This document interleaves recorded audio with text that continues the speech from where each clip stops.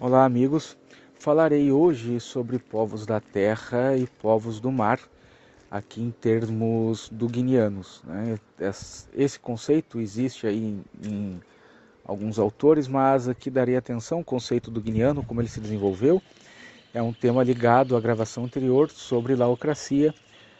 Quem não ouviu, recomendo que escutem também. Em termos duguinianos, que é isso? Povos da terra são aqueles povos que se desenvolveram em uma base territorial, né, da terra, e nessa base territorial desenvolveram as suas respectivas culturas, é, costumes, né, que seriam tradicionais, digamos assim, nesses termos duguinianos e até, né, perennialistas. Por quê? Guénon, nos símbolos das ciências sagradas, fala sobre isso, de como, por exemplo, o povo chinês, com o Império Chinês, povo da Síria, com a terra dos Shams, se desenvolveram ali como uma espécie de irradiação da sabedoria perene, né? Então você tem nesses povos da terra, desculpem, uma espécie de representação territorial num local da própria sabedoria perene, conforme aquele povo a interpreta. Então você tem aí o chamado mundo multipolar, em que os diversos povos do mundo, as diversas civilizações, com as suas diferenças, com seus costumes, as suas chamadas tradições, né, estabeleceram na Terra uma base multipolar. E você tem os povos do mar, a talassocracia, que o Dugin chama, que seria representada então pelo mundo anglo-saxão, que é a invasão do mar na Terra, ou seja, os povos que se lançam ao oceano para conquistar esses povos da Terra e estabelecer um mundo globalista. É uma espécie aí de aniquilação do chamado mundo tradicional para surgir um império global da talassocracia. E isso na ação política do Dugin é colocado de uma forma bem, às vezes, caricata, né? E aí você vê como isso está ganhando o imaginário das pessoas, porque às vezes o sujeito nem é muito ligado a esses estudos, mas na maioria das vezes, quando alguma pessoa diz isso, é porque ela já é uma adepta, né, do ensinamento duginiano e perennialista. Quando a pessoa comemora a resistência ou alguma vitória da Coreia do Norte, da Síria do Assad, até do Talibã, né, como uma resistência de um povo, a resistência da soberania de um povo diante do globalismo anglo-saxão. Então não interessa se ali as pessoas estão passando fome por conta de um regime de ditadura, uma tirania, não interessa se aquele regime massacra pessoas, não interessa absolutamente nada, só que ele faz uma oposição a esse mundo talassocrático, então é uma expressão dessa soberania, desse mundo multipolar, e a sua resistência deve ser comemorada. É um aspecto positivo. Daqui dá para deduzir que isso é uma ideologia radical, né? Em termos vulgares, tá? Vou colocar aqui vulgares porque esse termo não resume muito bem essa disputa, como vocês verão aqui no resto da gravação. Mas é uma espécie de maniqueísmo, né? Que você tem um princípio de bem absoluto e um princípio essencialmente maligno. Na parte histórica isso não se justifica. Você estudando aí a, a história, filosofia, antropologia, estudando humanidades em geral, você vai ver que não existe essa disputa de mocinho e vilão, né? Que isso é muito mais amplo, emaranhado do que parece, né? Essa divisão não é nem um pouco precisa. Mas o que importa aqui é fazer um mapa das influências dessa formação, né, dessa ideia. Bom, eu estudo a obra do Dugin há muitos anos, de uma época, muitos aqui acho que não eram nascidos, acho, em 2002, por aí, 2002, por volta de 2002, ou eram ainda bem crianças. Nessa época, o Dugin ele tinha uma obra, pelo menos o que chegava, né, de publicado, que era uma interpretação acadêmica da escola perennialista. Ele tentava conciliar ali o perennialismo do Guénon com pensadores de esquerda, de direita, com o núcleo nacional bolchevique que ele formou, né? Então você vê que ele estava buscando conciliar ali a semente do perennialismo com todas essas ideologias, mas de uma forma acadêmica até, né? Com algum critério, tal, mas ainda era ideologia pura, né? E, digamos, carecia de substância. E um pouco depois fomos apresentados a um Dugin mais político, né? Em obras como Quarta Teoria Política, ele já vai apresentar um teor mais para esse lado da, digamos, metafísico, tá? Com o perdão do termo aqui usado fora de prumo, né? Um termo fora de contexto, mas é assim que ele diz, com essa metafísica da política, mas que é uma propaganda política ainda, né?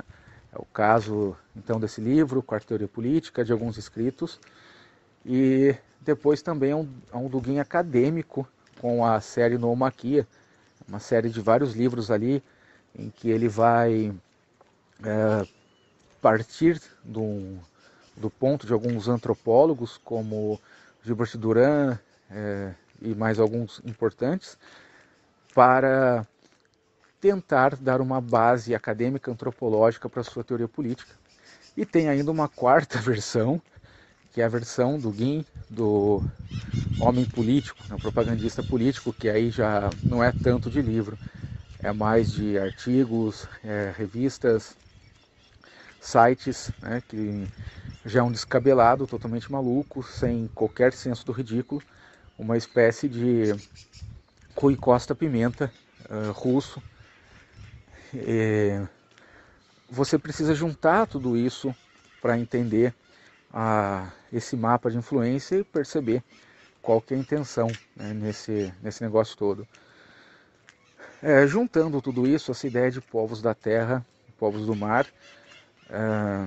tem seu aspecto mais propagandista, vem aí desde a União Soviética, que usava isso muito na propaganda soviética, de que o Império anglo-saxão era inimigo do povo trabalhador do mundo inteiro, era o inimigo comum de todo trabalhador da terra, que queria degenerar os costumes desses povos, né, para continuar a escravidão do trabalhador nesse plano globalista. E a ideia socialista soviética representava uma libertação do povo do mundo para que os povos conseguissem aí uma liberdade, uma preservação de suas vidas. Isso também vem um pouquinho de uma mentalidade russa da mudança da capital russa de Kiev para Moscou, né? E ali os moscovitas criaram um mito de que essa mudança foi uma coisa sagrada, um movimento sagrado, né? Saindo de Kiev e subindo ali até Moscou. Mas isso foi só uma desculpa para justificar o domínio moscovita sobre Kiev, né? É um negócio que causou até disputas e até cismas na Igreja Ortodoxa Russa. Nunca foi bem aceito nem lá, né? Então você já tem esses elementos aí no pensamento duginiano. Como eu falei, tem esse aspecto guénoniano, né, de ligar esses povos da Terra a uma espécie de emanação da sabedoria perene na Terra. Mas tem um pouco mais aí, né? Tem um pouco mais quando você investiga esse aspecto mais esotérico antigo do Dugin. No livro Filosofia Tradicionalista, 2002, ele faz ali 2 capítulos sobre Cabalá Luriânica, né? Cabalá Luriânica do Yitzhak Luria, um rabino cabalista muito influente. E esse rabino formulou uma teoria sobre a criação do mundo, Sintes 1, que representa o mundo como uma ausência do absoluto. O mundo surge quando o Deus absoluto se ausenta para que a face ordenadora divina se manifeste. E como o absoluto se ausentou, surge um caos, e desse caos a face divina ordenadora começa a ordenar esse caos, né? E um mundo que está despedaçado, um caos que ao mesmo tempo que ele é um caos, digamos, despedaçado, ele é ao mesmo tempo uniforme, paradoxal, mas é assim que ele explica, né? E aí eles vão interpretar o livro de Gênesis, o capítulo 1, que é uma das coisas que mais recebe atenção na Cabalá Luriânica. Eu separei mais de 2.000 páginas que comentam só o capítulo 1 de Gênesis. E olha, eu tenho certeza que tem muito mais. Isso foi o que eu consegui sozinho separar, né? É dada muita atenção aí às águas, tá? Nessa interpretação, por quê? O primeiro elemento que aparece em Gênesis 1 é que o Espírito de Deus pairava sobre a face das águas, né? E depois é dito que a terra estava sem forma e vazia, né? Ou a terra era caótica e vazia, a depender aí da tradução. Mas em todo caso, você vê então a água aparecendo primeiro ligada a um caos. Em seguida, você tem a separação de água, né? A separação das águas, formando o firmamento, a água dos mares e a terra seca, né? Onde habitamos.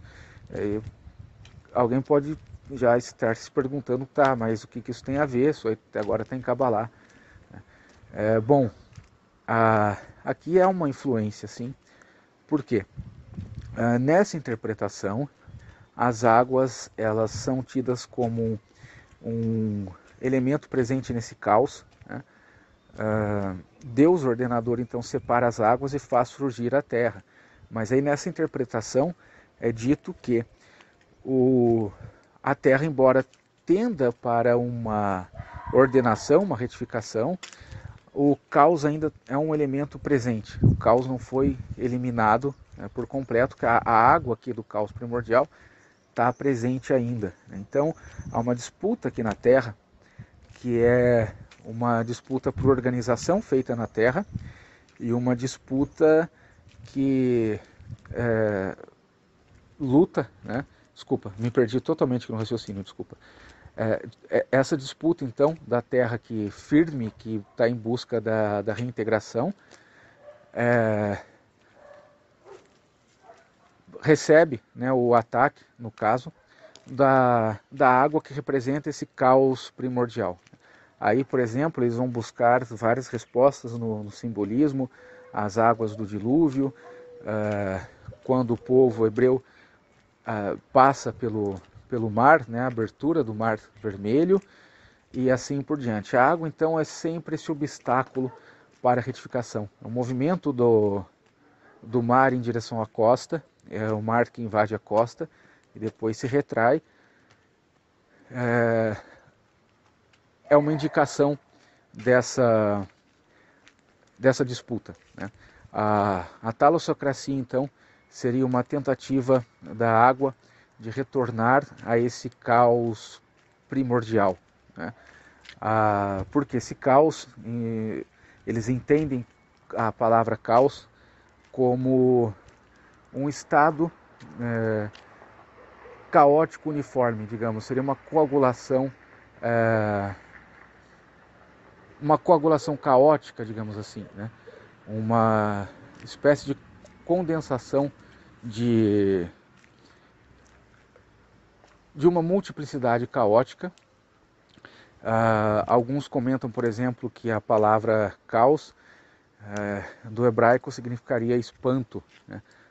É um estado de maravilha, porque é um paradoxo total. Havia uma multidão de elementos ali, mas de uma uniformidade completa caótica. Então assim eles entendem a talassocracia, a invasão do movimento da água.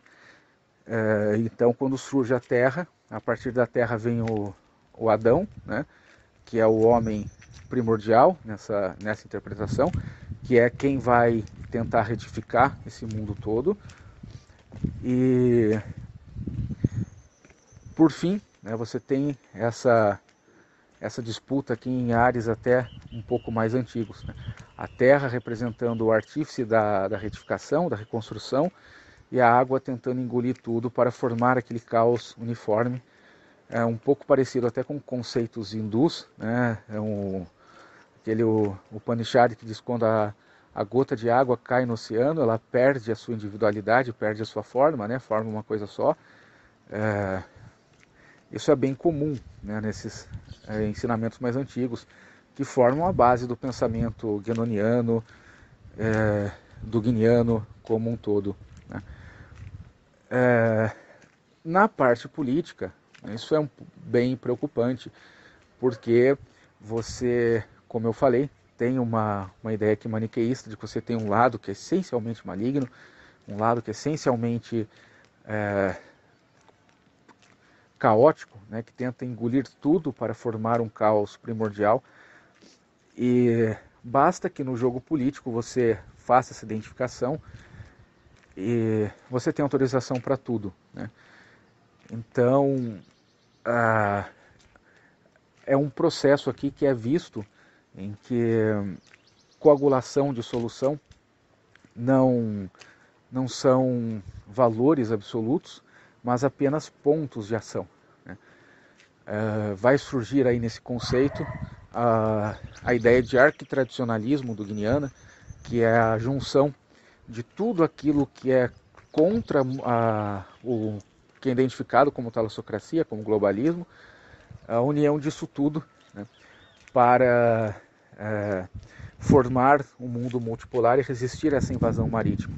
É por isso que é bem comum você encontrar por aí duguinianos que ao mesmo tempo se dizem católicos exemplares, ou o cara se passa lá por cristão ortodoxo, ou tenta se infiltrar em qualquer meio político às vezes, né, defendendo autores, ideologias muito contraditórias, né? Então o cara consegue ao mesmo tempo defender pontos do stalinismo, ser um ardoroso defensor do stalinismo e do czar Nicolau.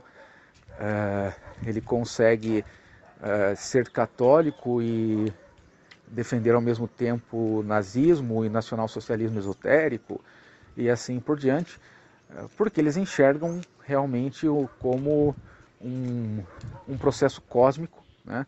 Uma disputa cósmica em que as religiões, as formas de pensar, né, não são coisas isoladas, mas são apenas elementos de um laboratório. Você pode colocar aqui e ali, fazer uma grande mistura